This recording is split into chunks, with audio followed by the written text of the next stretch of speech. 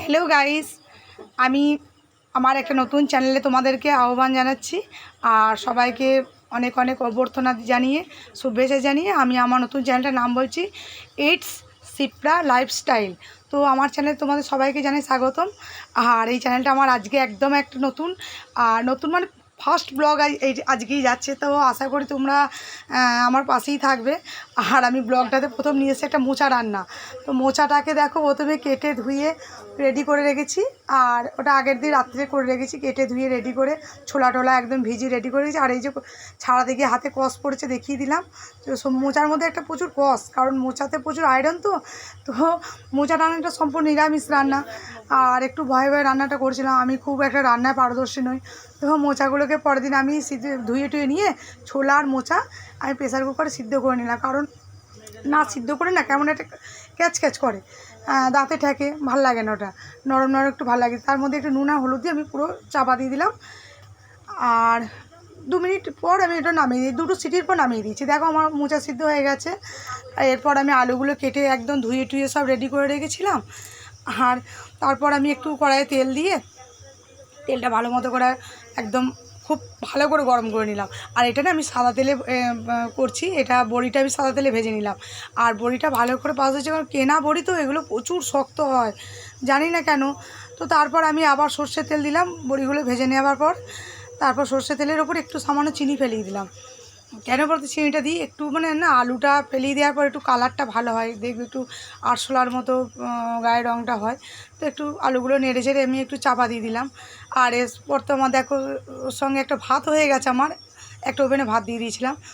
তো আলুগুলো মোটামুটি গায়ে একটু কালার চলে এসছে, একটু ভাজা ভাজা হয়ে গেছে। আর আলুগুলো না মানে আমি একটু ছোটো ছোটোই দিই যাতে ওর সিদ্ধ তাড়াতাড়ি হয়ে যায়, এটা তো কুকার দিইনি। তারপর আলুগুলোর উপর আমি একটু মশলা দিয়ে দিলাম, আদা জিরে শুকনো লঙ্কা দিয়ে দিলাম, তারপর একটু হলুদ। তো আমি আলুগুলোর ওপরই দিলাম, কারণ অনেকটা তেল দেওয়াই ছিল। এবার আলুর সঙ্গে মশলাটা খুব ভালো করে নেড়ে নিয়েছি, কারণ আমি আলাদা করে মশলাটা নতুন করে নাড়িনি, ওটা আলুর সঙ্গে মশলাটা দিয়ে নেড়ে একটু মানে সিমে করে ঢাকা দিয়ে দিলাম। তো তারপর দেখো আমার তো আলুটা ভাজা হয়ে গেছে। এরপর আমি মোচাগুলোকে দিলাম, মোচাগুলো একটু নেড়ে চেড়ে নিচ্ছি, তো একটু ভেজে নিলাম তেলে। আর যখন রান্নাটা করছিলাম বাইরে প্রচুর বৃষ্টি, মানে মুষলধারে বৃষ্টি। আমার দেখো রান্না মানে সামনে যে জানালাটা দেখতেই পাচ্ছ, এত বৃষ্টি কি বলবো। হ্যাঁ, তো ওই বৃষ্টির মধ্যে ভালোই লাগছিলো একটা নিরামিষ পদ করতে। আর মোচা রান্না নিশ্চয়ই তোমাদের সবাইকারই ভালো লাগে, আর খেতেও ভালো লাগে, কিন্তু রান্নার খুব কষ্ট মোচা রান্না। তো মোচাটা নাড়াচাড়া আলুটা দিয়ে দিলাম। তারপর তোমার একটু নামিয়ে নিয়ে আমি আবার একটু তেল দিয়ে আর একবার মোচাটাকে আমি নেড়ে চেড়ে নিয়ে, তো দেখো ঠিকঠাক ও রান্নাটা পারছি নাকি জানি না। আর ব্লগটা না অনেকটা বড় হয়ে গিয়েছিলো, আমি কেটে কুটে করেছি, একটু আগে পিছু হয়েছে।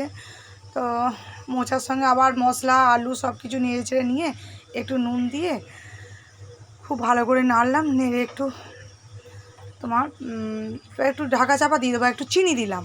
চিনিটা না দিলে একটু মিষ্টি মিষ্টি বেশ ভালো লাগে না। আর মোচা রান্না না প্রচুর টাইম লাগে, আমার তো মানে অধৈর্য হয়ে যায় মোচা রান্না করতে গিয়ে। আর এই যে বড়িটা আমি ঢেলে দিলাম, কারণ কেনা বড়ি সিদ্ধ হতেই চায় না, যার জন্য আমি একটুখানি না বড়িটাকে একটু ফুটিয়ে নিই, জানে না সে শক্ত হয়ে থাকে। তো মোটামুটি বড়ি টড়ি দিয়ে সব কিছু দিয়ে একটু নেড়ে ছেড়ে নিলাম, হালকা করে জল দিলাম, দিয়ে আমি চাপা দিয়ে একটু কমিয়ে দিলাম।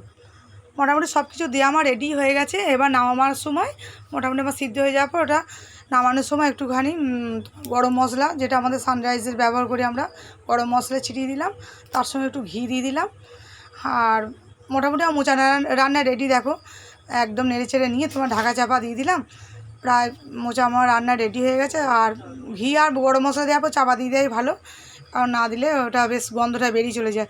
তো আজকে নতুন ভিডিও বা ব্লগটা কেমন লাগলো তোমরা বলো, সঙ্গে থেকো, পাশে থেকো। আজকের মতো বাই।